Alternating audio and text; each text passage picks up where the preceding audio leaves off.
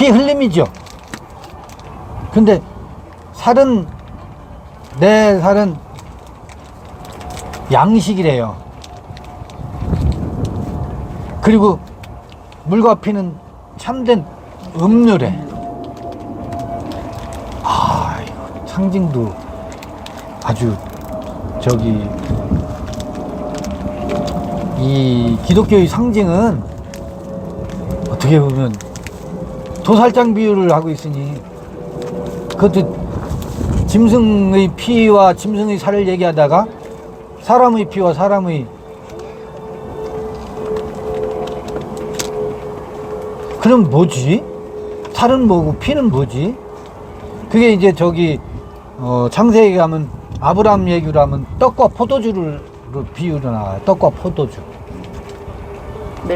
멜기세덱이 11조 후에 그 떡과 포도주를 가지고 아브라함을 축복할 때 나오는, 이게 살과 피 얘기는 에덴 이야기에서부터 아브라함 얘기도, 그것도 면면이 흐르는 성경의 중요한 핵심 흐름이거든요.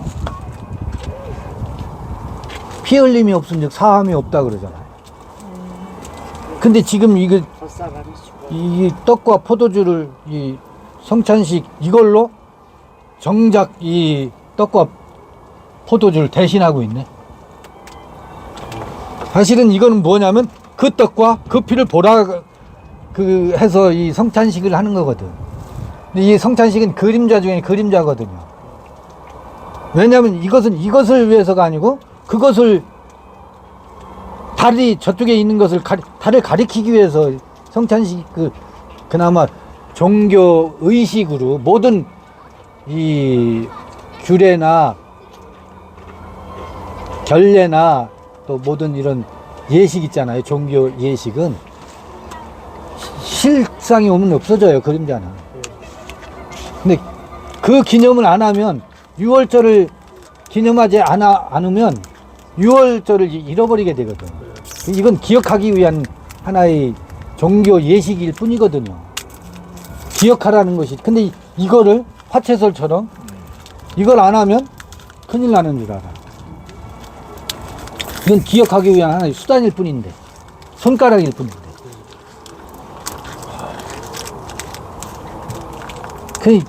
그러니까 지금 돈 11조냐 아니냐의 문제가 아니에요. 그건 옛날 얘기고, 하나님의 것이 도대체 뭐지?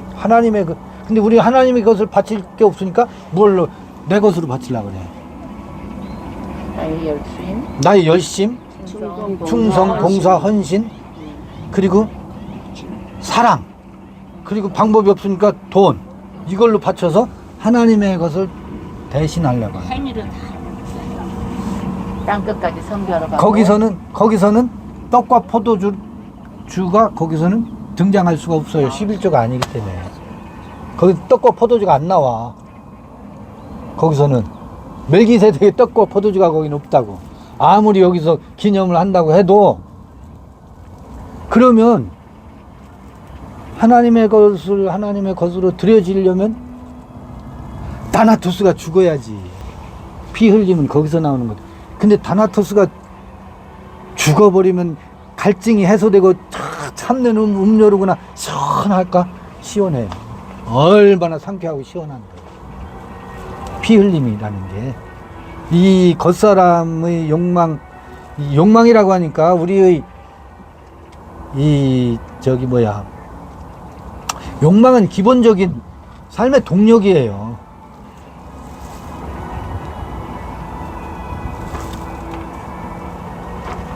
이 겉사람 타자화되어 있는 타자의 욕망이 내 안에 들어와서 욕망하는 그것이 피 흘림으로, 내 피는 참된 음료라고 하잖아요.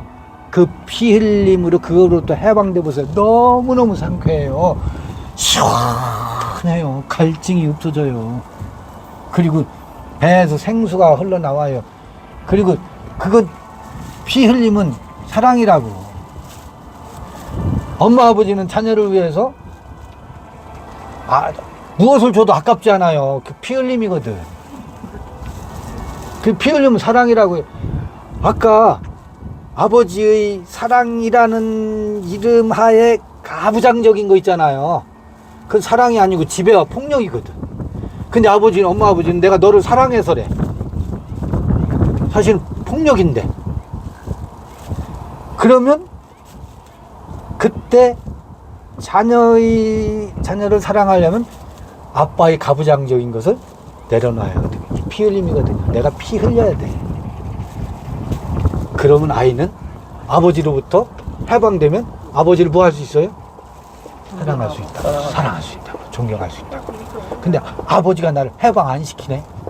그러니까 공자의 그 의식에 의해서 마음속으로 아버지를 존경하고 사랑합니다인데 이게 안 나가져요. 몸이 안 나가고 아버지 눈치만 봐. 묘한 관계야. 그래서 이때 아버지가 아버지의 권위, 가부장적인 권위를 찢는 거 있잖아요. 그게 피 흘림이에요.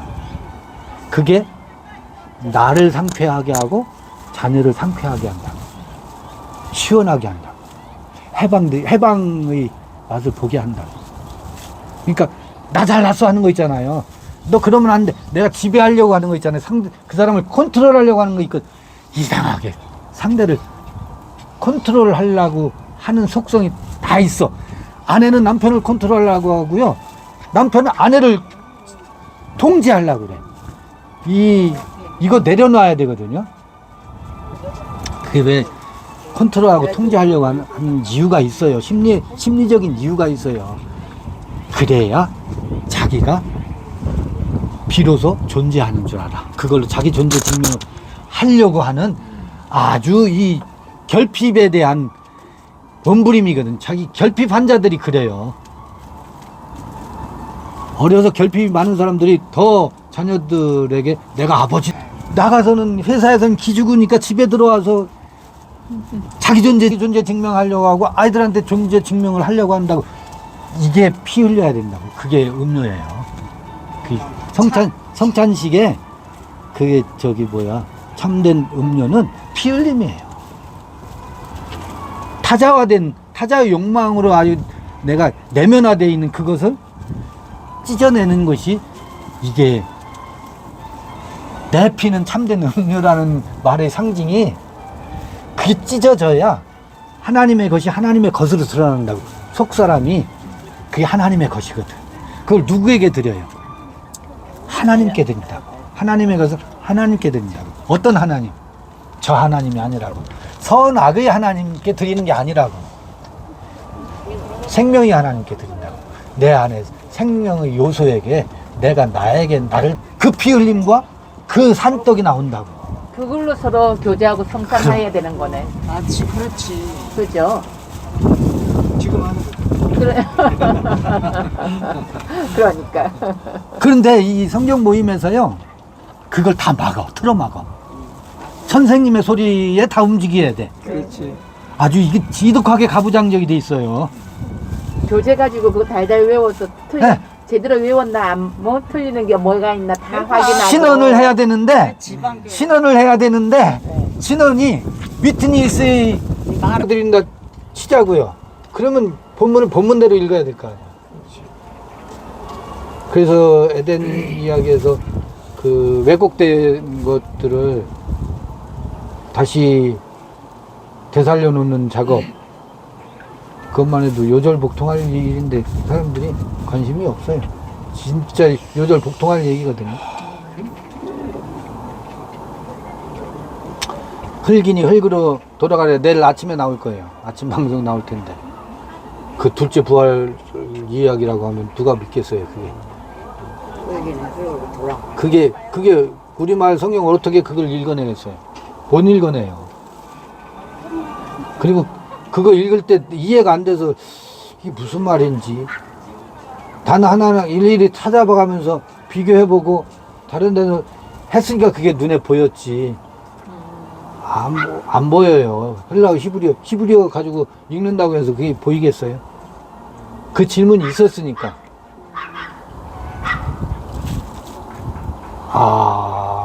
그러면 첫째 사망과 둘째 사망, 첫째 부활과 둘째 부활이 에덴 이야기에 다 있거든.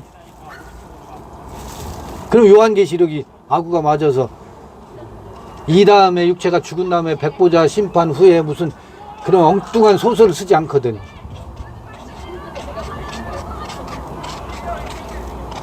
아, 이 첫째 부활과 둘째 부활 얘기가 우리의 의식이 어떻게 진화하는지를 아주 절묘하게 말하고 있구나.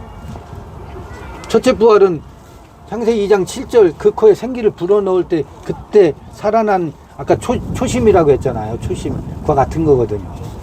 초심은 오염되지 않다고. 그때 초발심이 살았을 때의 기쁨과 그 뭔진 모르지만 판타지 있었잖아요. 근데 그게 반드시 죽음을 또 맞이해요. 두 번째 죽음을 맞이해요. 왜냐하면 깨달음과 알과 교리가 오면 이 내 안에 첫 번째 그 생기발랄하고 속에서 막 기쁨이 있었고 했던 것들을 다 죽이게 돼 있어요. 그걸 죽여가요, 종교가. 그래서 로마서 7장의 그 갈등으로 끌고 가요. 그래서 죽어요. 두 번째 죽어요. 첫 번째 살아났던 것이 선악 에덴 동산에 창세기 2장 7절에 그 코에 생기를 불어넣고 이제 레 네펫이 하야가 되고 동산지기가 됐는데 첫 번째 부활이 있었으니까 동산지기가 되지. 동산 중앙에 생명나무를 먹으면 이러이러 된다고 그러는데 그걸 먹지 않고 선악을 알게 하는 나무의 그 실과를 먹게 돼 있다고. 그러면서 다나토스가 된다고. 두 번째 죽음이 그게 첫 번째 죽음은 어느 게 첫 번째 죽음이냐면요. 아다마가 첫 번째 죽음이에요. 첫 번째 죽음이에요. 그게 거기서 살아나는 게 그 코에 생기를 불어넣는 게 이게 첫 번째 오늘 부활이고. 아침에 들은 거야. 우리 새벽 아침에 들은 거. 그게 첫 번째 생기 불어넣을 때 그게 첫 번째 부활이에요. 첫 번째 부활이야. 그게 선악을 알게 하는 나무의 열매를 먹는 게요. 두 번째 사망이에요. 이게 바벨론에 잡혀가는 얘기라고. 가나안에 들어가는데 어떻게 바벨론을 또 잡혀가느냐고. 출애굽해서 가나안에 들어갔는데 이게 첫 번째 부활이거든. 가나안에 들어간 게 첫 번째 부활이라고. 자기 땅을 분배받아 농사 짓는데 거기서 왕의 제도를 솔로몬의 지혜를 탐닉하다가 바벨론에 잡혀간다고요. 그게 두 번째 사망이잖아요. 아니 무늬가 똑같잖아요. 그러다가 고레스에 의해서 요새 나오는 이란 페르시아 바사 왕국의 고레스에 의해서 바벨론에서 해방된다고. 이게 그래서 수르바벨 이게 두 번째 부활이잖아요. 두 번째 부활.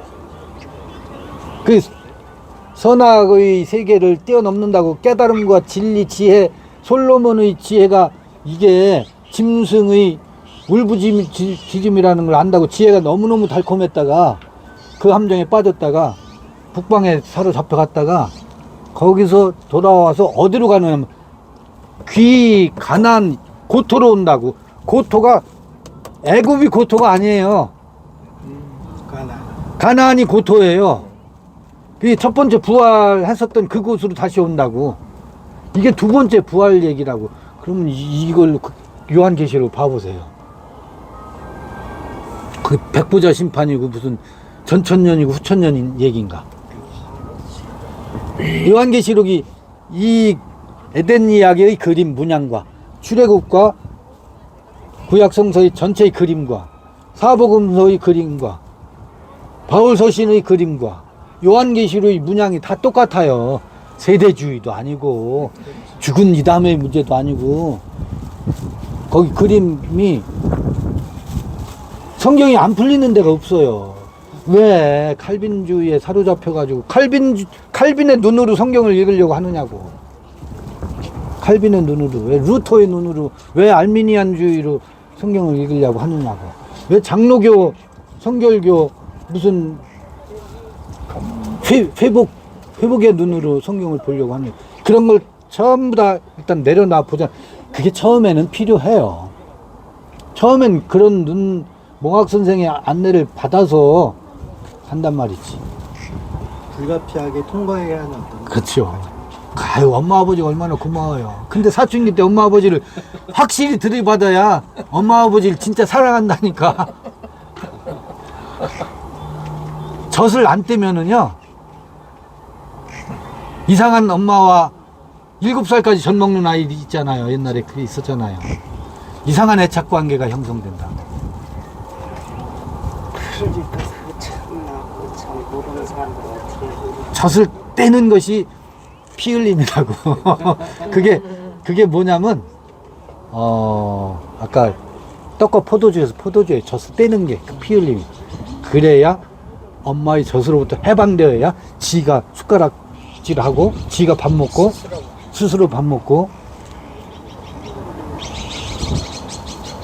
근데 그게 의식의 세계에 똑같다니까요. 의식의 세계도. 근데 사실은 성경 읽으면 그 얘기의 반복이에요. 다양한 버전의 반복이라고. 이걸 빨리 눈치채면, 그리고 우리 살아가는 일상 삶의 이야기가 그렇게 표현되어 있는 건데. 그러면요. 그래서, 인간에 대한 진단이에요. 그러니까. 그렇지 네. 진단이라고 하지. 그거 이제 그런데 그걸로 생각 안 하는 거야 전혀. 무관한 거야. 네. 저 사람들은 다 무관한 거야. 옛날 방식의 언어로, 서사 구조의 이야기 구조로 인간에 대한 진단과 진찰이라고. 오늘날은 얼마나 많은 정신분석학과 심리학과 또 정신의학 이런 것에 의해서 인간을 진단하는, 정신세계를 진단하는 많은 툴들이 많이 나와 있고 많이 얘기를 하잖아요. 이제는 그런 방식이 아니었다고. 그래서 지금 이 성서의 이야기하고 최근에 정신분석학 이 이론들하고 연계해서 얘기해도 상관이 없어요. 아구가 맞는 게 굉장히 많거든. 아니, 더 근원적인 게 여기 있어요. 최근에 나오는 정신분석학의 수많은 모형들이 있잖아요. 그보다 더 근원적인 게 여기 있다고. 지금 막 그냥 그걸 창조들을 밝혀내야 된다 그러는 게 있잖아 내가. 이 안에서 네. 호크마, 비나, 캐세드, 베브라, 티페레트, 네차, 호드, 예소드, 말코트, 이게 다 창조물이에요. 이게 사실은 모든 교육의 궁극적인 포커싱이 거기로 돼 있어야 된다고. 이게 내면의 의식의 세계의 정신에서 내게서 나올 수 있는 최고의 하나님의 형상과 모양의 창조물들이거든요. 이 용어가 방언이죠. 지금은 잠시 그냥 말하자. 저기 카발라에서 용어들이에요. 카발라에서 나오는 용어들인데 이게 전부 다 타로 카드에서 응용되는 것들의 원천 소스예요. 원천 소스. 이게 우리의 이 가슴에서 창조물이라고. 이게 지금 마트에서 사다 저 음식 만드는 것도 창조물이듯이 그건 우리의 육체의 양식이잖아요. 이 정신의 양식은 지금 케테르, 왕관, 호크마, 비나 이런 것도 있잖아요. 이게 창조물이에요. 이거는 이 얘기를 하려고 지금 밑자락 가는 거예요. 아까 에크네크론 그랬잖아요. 죽은 자로부터 이렇게 세운다라고. 이렇게 세우면서 나타난 것들이 이런 것들이에요. 그게 요한계시록에 나오는 12 달마다 맺히는 것들이고. 그게 어디서 우리에게서 우리의 언어와 우리의 생각과 그런데요. 그게 외우고 암기하고 스타디해서가 아니고 에크네크론에서 에게일로 한다 그러잖아. 이렇게 죽은 자로부터 살린다 그러잖아. 이런 것들이 살아나게 한다. 이런 것들이 이게 풍성이 나눠지는 그 모습 있잖아요. 이게 에클레시아예요. 교회란 말은 난 쓰고 싶지 않아. 이게 에클레시아, 불러냄을 받은 이들에게서 맺히는 창조물이요, 생산물이요, 나누는 양식이라고. 우리의 의식의 세계에서 새롭게 나눠지는 양식이라고. 이게 교육 시스템에 들어가야 되는데 이게 없어요. 아니, 교육 시스템에 구체적으로 커리큘럼을 안 들어간다 하더라도 건학 이념이라든지 교육 철학 속에는 이게 있어야 되거든. 그게 사람을 사람 되게 하는 거거든. 근데 테크니션을 만든다고 지금 전부. 그냥 위대한 위인들, 네. 뭐 세상을 기술자. 세계를 빛내고 뭐 한 사람들, 그런 몇 명의 인물들, 그 사람들을 딱 모델로 세워놓고 닮아가라 이것만 이야기하는 거잖아. 근데 교육이라는 이게 것도. 나눠져야 되거든. 응. 이게 지금 그게 호기심이 제가 그 네. 주중에 문자로 여쭤보려고 했는데 후배가 이제 창조론과 진화론, 지적 설계론, 지적 설계론. 지적 설계론에 관심 있는 후배가 쪽에서 자기가 이제 AI하고 대화를 한 결과를 나한테 보내줬어요. AI도 인정을 했다. 지적 설계론이 상당히 타당성 있는 주장이다라고 그러면서 저도 톡을 보내줬거든요. 그래서 여쭤본 거예요. 근데 지적 설계론도 창조론과 창조주가 전제되어 있을 가능성이 높다고요. 네, 꼭 성경이 아니더라 하더라도 뭔가 있다라고 이제 인정을 하는 개념이죠. 그렇게 되면 그 창조주의 함정에 불현듯 자기도 모르게 마치 이제 저기 뭐야 그 뜨거운 물에 메기가 점점 끓어오는 줄 모르고 하듯이 그 창조주의 의식으로 무의식의 지배를 받게 돼 있어요. 그거를 예수는 살인자라고 아주 확실히. 그래서 내가 아는 한 그 목사님은 그 양반은 공학도야. 목사 이전에 물리학 선생이었어.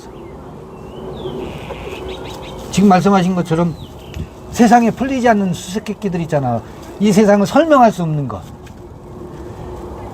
수학으로 말하면 허수라고 있어요. 이미지네이션 넘버 있잖아요. 상상의 수. 실수가 아니고 마이너스로 마이너스 i잖아요. 그건 실제 하는 수가 아니야. 근데 실수의 논리 규칙을 1 플러스 1 이 수학적 논리 규칙을 성립시키려면 허수가 있어야 돼. 허수가 있어야 그 논리 규칙이 설명이 가능해요. 근데 허수는 실제 하는 수냐? 실제 하지 않는 수예요. 그야말로 허수아비 수야. 그런데 수학의 규칙, 공리라든지 이걸 설명하려면 허수가 있어야 그걸로 설명이 가능해. 이 세상에 정말 풀리지 않는 수수께끼 같은 아까 선생님, 우리 장로님 말씀하신 신비의 경험 있잖아요. 이것을 설명하기 위해서 가장 좋은 게 뭐냐면 그러니까 하나님을 가정할 이미지네이션. 하나님은 허수라는 거야. 그러나 그 허수가 왜 필요하냐? 설명할 수 없는 것을 설명하는 데는 하나님을 가정할 때 정말 이 우주에 풀리지 않는 수수께끼는 너무나 잘 설명할 수 있더라. 그래서 하나님은 허수다. 허수와 마찬가지. 허수 다 풀리잖아요. 그러면 저 푸른 저기 녹음 우거진 식물의 생명의 에너지 있잖아요. 그걸 통해서 생명의 신비를 함께 느껴요. 아, 저 생태 속에 있는 생명의 에너지, 이 우주의 에너지잖아요. 그 우주의 에너지의 일부가 내 안에도 있는 것이 뿐이거든. 그러니까 다를 게 없네. 그렇다고 해서 범, 아, 일, 여다, 저 우주의 만물과 나는 하나다. 하나지. 그 속에 하나의 부품일 뿐이니까, 아니, 하나의 작은 입자일 뿐이죠. 그렇게 시인의 감성이 되어서 저 미물과 나도 분리되어 있는 것이 아니라 하나다라고 의식으로 문학적인 표현을 할 수 있지. 할 수 있지. 그러나 그걸 교조주의로 이론화시키면 함정에 빠져요. 함정에 빠진다고. 늘 그러면 도그마화되면 그것에 종속돼요. 우리 의식이. 풀리지 않는 수수께끼를 해결하기 위해서도 신을 가정하고. 그런데 그렇게 세워놓은 신에 노예가 돼버려. 이게 반복이에요. 끊임없이 반복돼요. 그래서 끊임없이 신상을 철폐해야 돼요. 아유, 하지 말라 그래도 내 동남아 여행을 가면 상점마다 저거 이거 있잖아요. 신당 다 있어. 가게 들어가면 그게 다 있어.